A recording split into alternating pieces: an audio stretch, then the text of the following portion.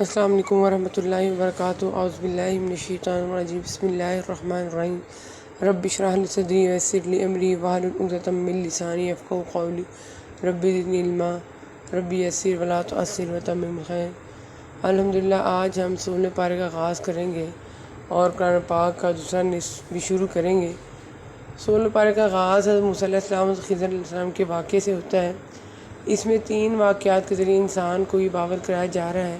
کہ انسان کا جو ویژن ہوتا ہے وہ بہت محدود ہوتا ہے اور اس کی قائم کردہ رائے بھی اس کے محدود علم عقل کی پیداوار ہوتی ہے۔ فار ایگزامپل، جب آپ اپنے بچے کی تربیت کے سلسلے میں بچے پر بہت سی پابندیاں عائد کرتے ہیں اور پیار ہونے کے باوجود اس پر سختی بھی کرتے ہیں، کیونکہ آپ بہتر طور پر جانتے ہیں کہ بچے کی بہتری کس چیز میں، اور اگر وہ بری راہ پر چلے گا تو اس کے اثرات اسے پر کہاں تک جائیں گے۔ اسی طرح اللہ تعالی کی قدرت کے سامنے ہماری عقل جو ہے بہت محدود ہے، اور عقل بھی ایک فتنہ اور آزمائش قرار دی گئی ہے۔ جو انسان بس تھوڑا بہت سیکھ لیتا ہے، علم حاصل کر لیتا ہے، تو پھر اپنے آپ کو بڑا عالم کنسیڈر کرنے لگتا ہے، یعنی پھر خود کو اس اہل سمجھنے لگتا ہے کہ لوگوں کو جج کرنے کا اختیار رکھتا ہے۔ یہاں پر اللہ تعالیٰ نے اسی علم کی آزمائش کا تذکرہ کیا ہے کہ انسان چاہے جتنا بھی بڑا عالم ہو، وہ اس چیز کا علم نہیں رکھتا کہ اللہ تعالیٰ کی مصلحتوں میں کیا پوشیدہ ہے۔ آغاز ہوتا ہے جب کہ موسیٰ نے اپنے نوجوان سے کہا، میں تو چلتا ہی رہوں گا یہاں تک کہ 2 دریاؤں کے سنگم پر پہنچوں، خواہ وہ مجھے سالہ ہا سال چلنا پڑے۔ نوجوان سے مراد یوشع بن نون علیہ السلام ہیں، جو موسیٰ علیہ السلام کی وفات کے بعد ان کے جانشین بنے۔ جب وہ دونوں دریا کے سنگم پر پہنچے، وہ اپنی مچھلی بھول گئی، جس نے دریا میں سرنگ جیسا اپنا راستہ بنا لیا۔ حضرت موسیٰ علیہ السلام کو اس سفر کی ضرورت اس لیے پیش آئی کہ انہوں نے ایک موقع پر ایک سائل کے جواب میں یہ کہہ دیا کہ اس وقت مجھ سے بڑا کوئی عالم نہیں ہے۔ اللہ تعالیٰ نے ان کا یہ جملہ جو ہے پسند نہیں آیا اور وحی کے ذریعے سے انہیں اطلاع دی کہ ہمارا ایک بندہ خضر ہے جو تجھ سے بڑا عالم ہے۔ حضرت موسیٰ علیہ السلام نے پوچھا کہ یا اللہ، اس سے ملاقات کس طرح ہو سکتی ہے؟ تو اللہ تعالیٰ نے فرمایا کہ جہاں دونوں سمندر ملتے ہیں وہیں ہمارا بندہ بھی ہوگا۔ نیز فرمایا کہ مچھلی ساتھ لے جاؤ، جہاں مچھلی تمہاری ٹوکری یعنی زنبیل سے نکل کر غائب ہو جائے تو سمجھ لینا کہ یہی مقام ہے۔ اللہ تعالیٰ کے حکم کے مطابق انہوں نے ایک مچھلی لی اور سفر جو ہے پھر شروع کر دیا۔ پھر مچھلی جو اسی زندہ ہو کر سمندر میں چلی گئی، اس کے لیے اللہ تعالیٰ نے سمندر میں سرنگ کی طرح راستہ بنا دیا۔ حضرت یوشع علیہ السلام نے مچھلی کو سمندر میں جاتے اور راستہ بنتے ہوئے دیکھا، لیکن حضرت موسیٰ علیہ السلام کو بتانا بھول گئے، حتیٰ کہ آرام کر کے پھر وہاں سے سفر پھر شروع کر دیا۔ اس دن اس کے بعد رات سفر کر کے جب دوسرے دن حضرت موسیٰ علیہ السلام کو تھکاوٹ اور بھوک محسوس ہوئی تو اپنے جوان ساتھی سے کہا کہ لاؤ بھائی کھانا کھائیں۔ اس نے کہا، مچھلی تو جہاں ہم نے پتھر سے ٹیک لگا کر رام کیا تھا وہاں زندہ ہو کر سمندر میں چلی گئی تھی، اور وہاں عجیب طریقے سے اپنا راستہ بنایا تھا جس کا میں آپ سے تذکرہ کرنا بھول گیا اور شیطان نے مجھے بھلا دیا۔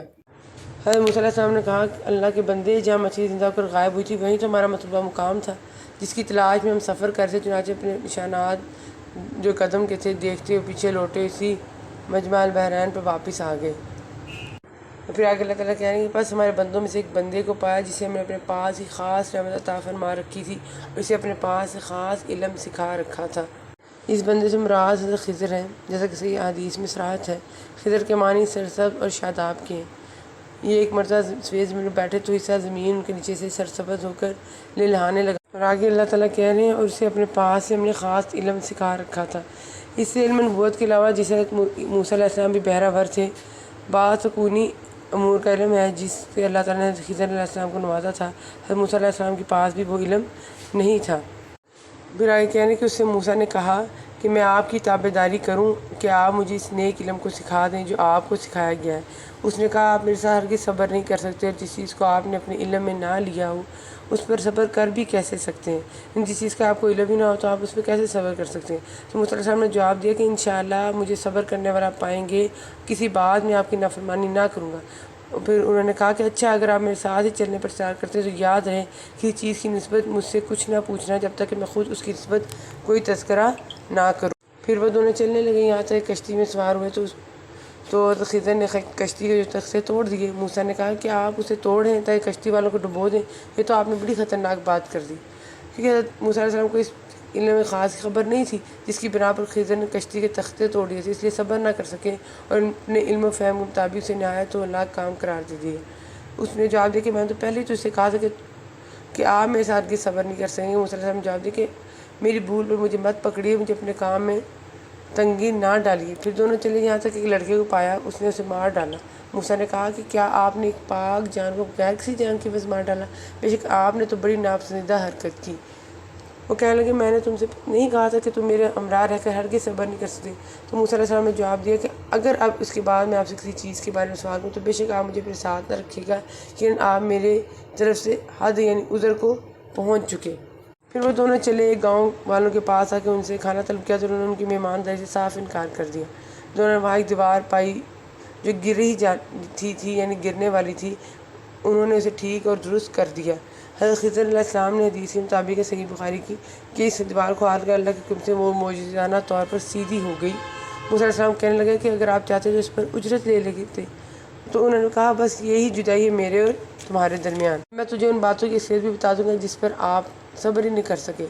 لیکن یعنی کہ جدائی سے قبل خضر علیہ السلام تینوں واقعات کی کیسے انہیں گواہ باخبر کرنا ضروری خیال کیا تاکہ موسیٰ علیہ السلام کسی مغالطے کا شکار نہ رہیں اور وہ یہ سمجھ لے کہ علم نبوت اور ہے جسے انہیں وعدہ کیا، اور بات کونی امور کا علم اور ہے جو اللہ کی حکمت و مشیت کے تحت خضر کو دیا گیا ہے۔ اسی کے مطابق انہوں نے ایسے کام کیے جو علم شریعت کی روح سے جائز نہیں تھے، اس لیے موسیٰ علیہ السلام بجا طور پر ان پر خاموش نہیں رہ سکے تھے۔ انہی تکوینی امور کی انجام دہی کی وجہ سے بعض اہل علم کی رائے حضرت خضر انسانوں میں سے نہیں تھے اور اس لیے وہ ان کی نبوت اور رسالت یا ولایت کی بحث میں نہیں پڑ، کیونکہ یہ سارے مناصب تو انسانوں کے ساتھ ہی خاص رہے ہیں۔ وہ کہتے ہیں کہ وہ پھر خضر نے جو واقعات تھے ان کی حقیقت سے حضرت موسیٰ علیہ السلام کو آگاہ کیا کہ کشتی تو چند مسکینوں کی تھی جو دریا میں کام کاج کرتے تھے، میں نے اس میں کچھ توڑ پھوڑ کرنے کا ارادہ کر لیا کیونکہ ان کے آگے ایک بادشاہ تھا جو ہر ایک صحیح سالم کشتی کو جبراً ضبط کر لیتا تھا، اور اس لڑکے کے ماں باپ ایمان والے تھے۔ ہمیں خوف ہو کہ یہ انہیں اپنی سرکشی اور کفر سے عاجز و پریشان نہ کر دے، اس لیے اپنے چاہ کہ انہیں ان کا پروردگار اس کے بدلے اس سے بہتر پاکیزگی والا، اس سے زیادہ محبت اور پیار والا بچہ عطا فرمائے۔ دیوار کا قصہ یہ ہے کہ اس شہر میں 2 یتیم بچے ہیں جن کا خزانہ ان کی دیوار کے نیچے دفن ہے۔ ان کا باپ بڑا نیک شخص تھا، تو تیرے رب کی چاہت تھی کہ دونوں یتیم اپنی جوانی کی عمر میں آ کر اپنے خزانہ تیرے رب کی مہربانی اور رحمت سے نکال لیں، اور میں نے اپنی رائے سے کوئی کام نہیں کیا۔ یہ تھی اصل حقیقت ان واقعات کی جس پر آپ سے صبر نہ ہو سکا۔ پھر آگے آ جاتا ہے کہ آپ سے ذوالقرنین کا واقعہ یہ لوگ دریافت کر رہے ہیں، آپ کہہ دیجیے میں ان کا تھوڑا سا حال تمہیں پڑھ کر سناتا ہوں۔ یہ مشرکین کے اس تیسرے سوال کا جواب ہے جو یہودیوں کے کہنے پر انہوں نے نبی صلی اللہ علیہ وسلم سے کیے تھے۔ ذوالقرنین کے لفظی معنی 2 سینگوں والے کے ہیں۔ وہ ایک عادل بادشاہ تھا، اللہ تعالیٰ اس کی عادت بہت پسند ہے کہ اس کے پاس اقتدار ہے، وہ لوگوں سے ٹیکس لے سکتا ہے، اجرت وصول کر، لیکن وہ اپنے آپ کو اللہ تعالیٰ کے سامنے لوگوں کے سامنے جواب دہ سمجھتا ہے، اور لوگ اس کو یہ بتاتے ہیں کہ ایک قوم ہے جو ان کو بڑا تنگ کرتی ہے تو وہ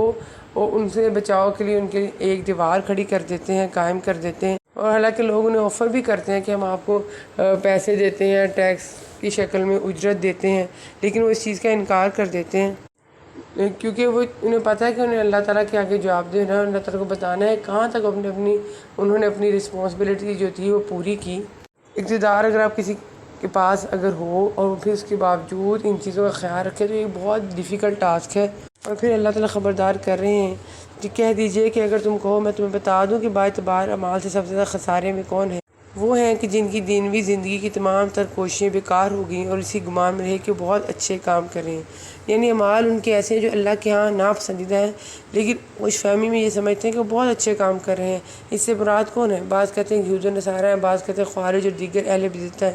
بعض کہتے ہیں کہ مشرکین ہیں۔ صحیح بات یہ ہے کہ آیت عام ہے جس میں ہر وہ فرد اور گروہ شامل ہے جس کے اندر مذکورہ صفات ہوں گی۔ آگے ایسی لوگوں کے بارے میں مزید وعیدیں بیان کی جا رہی ہیں کہ یہی وہ لوگ ہیں جنہوں نے اپنے پروردگار کی آیتوں اور اس کی ملاقات سے کفر کیا، اس لیے ان کے اعمال غارت ہو گئے، پس قیامت دن ہم ان کا کوئی وزن قائم نہیں کریں گے، یعنی ہمارے ہاں ان کی کوئی قدر و قیمت نہیں ہوگی، یعنی یہ مطلب ہے کہ ہم ان کے لیے میزان کا اہتمام ہی نہیں کریں گے کہ جس میں ان کے اعمال تولے جائیں، اس لیے کہ اعمال تو ان موحدین کے تولے جائیں گے جن کے نامہ اعمال میں نیکیاں اور برائیاں دونوں برابر ہوں گی، جبکہ ان کے نامہ اعمال حسنات سے بالکل خالی ہوں گے، جس طرح حدیث میں آتا ہے کہ قیامت والے دن موٹا تازہ آدمی آئے گا، اللہ کے ہاں اس کا اتنا وزن نہیں ہوگا جتنا مچھر کے پر کا ہوتا ہے۔ پھر آپ صلی اللہ علیہ وسلم نے اسی آیت کی تلاوت فرمائی۔ حال یہ ہے کہ ان کا بدلہ جہنم ہے کیونکہ انہوں نے کفر کیا، میری آیتوں میرے رسولوں کو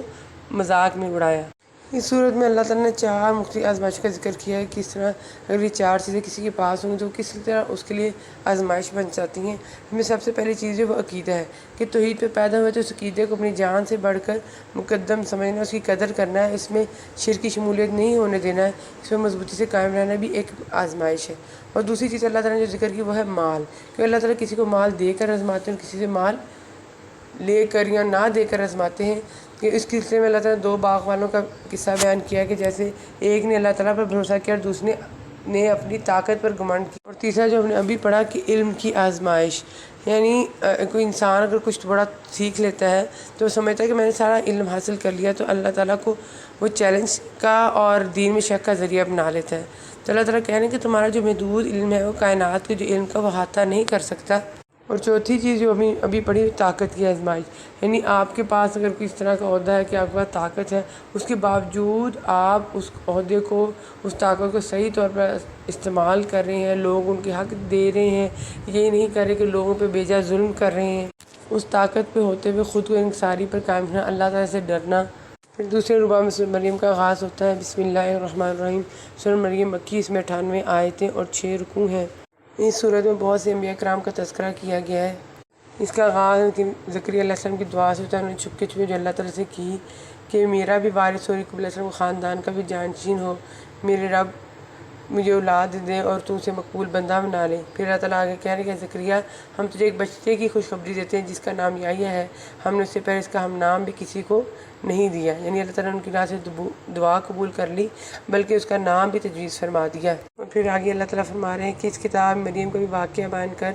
جبکہ وہ اپنے گھر کے لوگوں سے علیحدہ کر مشرق کی جانب آئیں، اور پھر انہوں نے عیسیٰ علیہ السلام کی پیدائش کے سلسلے میں جو مشکلات اٹھائیں ان کا اللہ تعالیٰ نے تذکرہ کیا۔ اس کے ساتھ ساتھ جب عیسیٰ علیہ السلام کی پیدائش ہوگی اور اللہ تعالیٰ نے ان کو جو نشانیاں عطا کی ان کا تذکرہ اللہ تعالیٰ نے اس صورت میں کیا ہے۔ اور پھر کہا جا رہا ہے کہ اس کتاب میں ابراہیم علیہ السلام کا قصہ بیان کر، بے شک بڑی سچائی والے پیغمبر تھے، اور پھر اس کے ساتھ ہی حضرت ابراہیم علیہ السلام کے والد کے درمیان جو دین کی دعوت کے سلسلے میں جو مکالمہ ہوا تھا اس کا تذکرہ کیا گیا ہے۔